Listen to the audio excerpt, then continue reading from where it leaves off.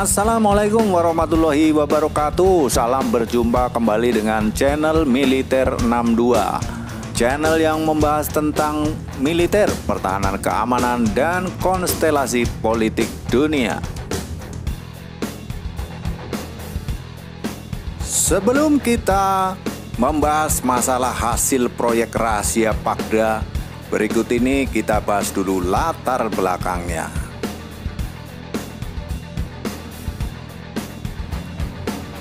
12 Januari 2022, pesawat pertama pembom Tupolev Tu-160 Blackjack milik Rusia baru saja melakukan penerbangan pertamanya di Kazan Aviation Plant. Hal ini menandai tonggak utama dalam upaya untuk memodernisasi kekuatan tempur udara milik Rusia. Dilansir dari Military Watch Magazine, Angkatan Udara Rusia mengharapkan untuk menerima 50 pembom Tu-160 baru untuk melengkapi 17 yang sudah beroperasi dan 10 yang pertama kali dipesan. Kementerian Pertahanan Rusia menyimpulkan akan menjalankan produksi 50 badan pesawat atau lebih. Tupolev Tu-160 akan menjadi investasi yang signifikan jika dilakukan pembukaan kembali jalur produksi dan membangun kembali rantai pasokan yang kompleks dengan biaya yang efektif. Dikutip dari The Drive, kisah peluncuran kembali produksi Tupolev Tu-160 Blackjack ini sudah dimulai lebih dari 1 dekade lalu, ketika Rusia mulai mengerjakan proyek rahasia pesawat tempur Pakda. Hal ini berarti modernisasi armada pengebom Rusia dengan Tu-160 yang baru muncul baru-baru ini bersamaan dengan program rahasia pesawat pengebom Pakda yang digadang-gadang justru akan menggantikan Tu-160. Hal ini membuat para pengamat dan negara lain kebingungan karena jelas program produksi Pakda akan mengalami penundaan dan pendanaan yang terbatas. Namun menurut Military Watch Magazine, Tupolev Tu-160 Blackjack varian baru ini akan berfungsi sebagai pengganti sementara saja sampai Pakda selesai diproduksi. Dikutip dari TASS bahwa Rusia telah memulai pembangunan pembom siluman strategis pertamanya dari proyek Pakda dalam program Perspective Aviation Complex for Long Range Aviation. Sebuah model demonstrasi pesawat jarak jauh Pakda seharusnya dirakit pada tahun 2023. Saat ini model eksperimen sedang dibangun. Model percontohan akan siap pada tahun 2023, kata sumber berita resmi TASS. Diketahui Pakda dirancang menggunakan skema sayap terbang.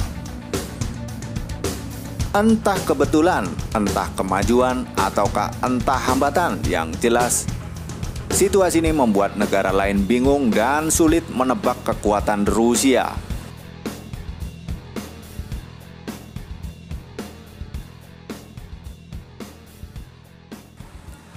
Berikut ini fakta tentang program Pakda yang salah satu produknya adalah pesawat pembom siluman jarak jauh. Sebuah benda putih terbang di langit yang dingin di atas Arktik. Sayapnya ternyata dipersenjatai dengan 12 rudal jelajah hipersonik, bergerak senyap tanpa disadari lawan. Karena bersifat siluman dan terbang sangat tinggi mendekati area sasaran di bawahnya. Ini bukanlah pesawat pembom B-2 Stealth Amerika Serikat ataupun prototipe baru B-21. Terdapat logo bintang merah di kedua sayapnya, menandakan ini milik penerus kejayaan Uni Soviet, Angkatan Udara Rusia. Rusia kini berhasil menyempurnakan tahapan taktik keunggulan perang pendahuluan. Pesawat pembom jelas ditujukan untuk menggebuk lawan terlebih dahulu, kemudian hit and run. Ini menjadi jawaban akan pertanyaan tentang keberadaan Tupolev Tu-160 yang menyelinap di antara proyek rahasia Rusia. Hal ini telah dirindukan selama 40 tahun, karena dalam perjalanan juga terjadi kebimbangan antara proyek super mahal resiko gagal atau memang bisa hadirkan desain kapal mutakhir bermasa depan cerah. Untuk yang baru bergabung dan mengunjungi channel ini, silakan like, subscribe, dan pencet tombol loncengnya agar kami dapat berkembang dan meningkatkan kualitas di masa mendatang. Amerika Serikat dalam beberapa dekade juga memiliki program perampingan armada pembom. Sama dengan Rusia, AS mencari format tercanggih, efektif, dan efisien. Meskipun AS juga mengambil teknologi siluman sepenuhnya pada pesawat F-117 Nighthawk atau pembom B-21 yang jelas menunjukkan superioritas AS dalam teknik serangan tersembunyi. Kiranya Rusia juga telah menguji coba penerbangan proyek pembom rahasia terbaru yang membuat kita mungkin selalu bingung mana yang nyata dan mana yang hanya propaganda. Hingga pesawat ini benar-benar mengangkasa dan dapat dideteksi publik. Spesifikasi pesawat ini nampaknya lebih unggul dari sang pesaing, maka dijuluki PACDA yang berarti Perspective Aviation Complex for Long Range Aviation, dan Biro Desain Tupolev yang legendaris yang mengerjakannya.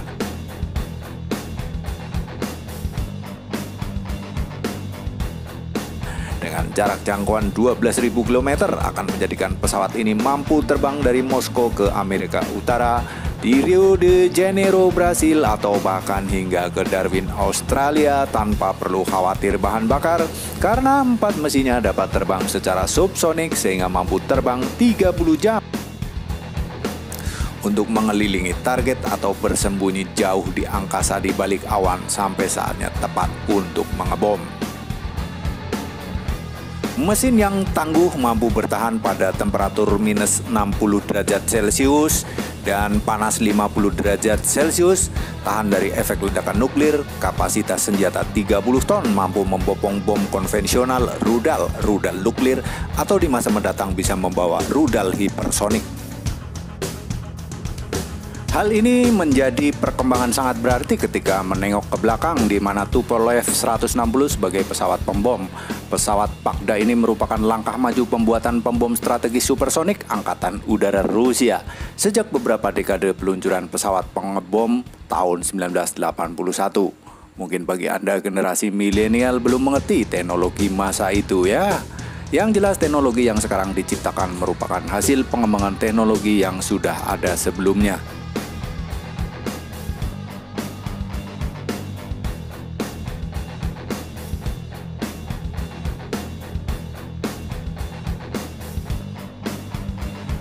Namun strategi dan sistem perang masa kini telah berubah. Pesawat pembom zaman sekarang lebih sering melakukan peran sebagai pembawa rudal jelajah daripada sekedar misi menjatuhkan bom biasa atau peran pembawa bom yang dipandu. Amerika Serikat telah berpengalaman dalam hal ini.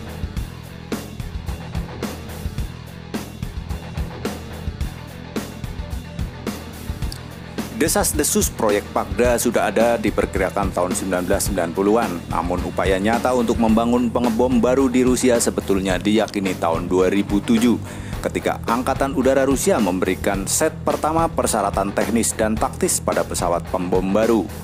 Ide utamanya adalah membuat pesawat baru yang mampu menandingi atau melampaui karakteristik yang sudah ada, yakni Tu-160 dengan pengecualian kecepatan supersonik yang dikorbankan demi sifat siluman dan kapasitas beban maksimum. Sejumlah Tu-160 hilang saat Uni Soviet runtuh dan ditempatkan di Ukraina saat itu, sehingga armada Rusia mengalami kekurangan pada segmen ini. Kemudian perlu untuk memodernisasi dan pembaharuan jalur produksi Tu-160. Pada tahun 2013, proyek pengembangan rahasia ini mengkonfirmasi penggunaan sayap terbang subsonik, desain dengan penekanan pada teknologi siluman kecepatan melebihi produk NATO. Biro Desain diberi mandat kontrak untuk mengembangkan mesin baru NK65 berdasarkan mesin NK32 yang saat ini digunakan pesawat Tu-160. Pada tahun 2019 dikonfirmasi bahwa prototyping berjalan lancar di pabrik penerbangan Kazan dan diharapkan melakukan pengujian darat pada tahun 2022 dengan kemungkinan penerbangan perdana antara tahun 2023 hingga 2024. Namun kini dapat kita saksikan benda itu. Lalu coba kita gali lebih jauh tentang apa sebenarnya tujuan tempur dan masa depan pesawat ini, The Russian Messenger. Pertama kalinya Rusia berkesempatan membuat dan memiliki peran tempur tahun 2015 hingga 2016 yang berarti mengebom lebih awal.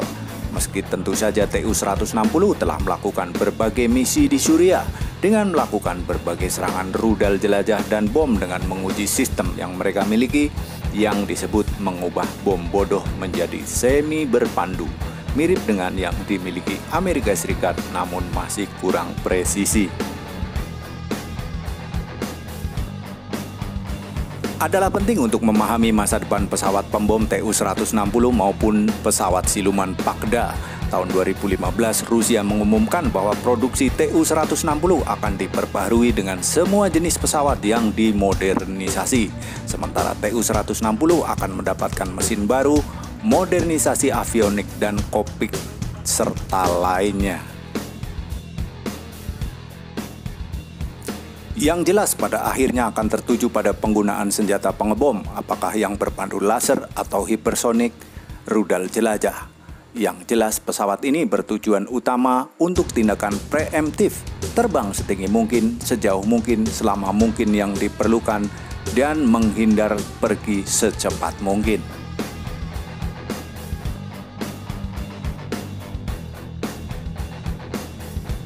Bagaimana hasil akhirnya dan persaingan mereka di pasaran maupun di pertempuran? Mana yang lebih unggul? Pesawat pembom Amerika Serikat, Rusia, Cina, NATO, atau ada negara lain yang mampu menyodok? Yang jelas bagi Rusia, pesawat stealth ini akan mensejajarkan dirinya dengan Amerika Serikat dan sebagai antisipasi eskalasi hubungan yang kian memburuk dalam 5 tahun terakhir.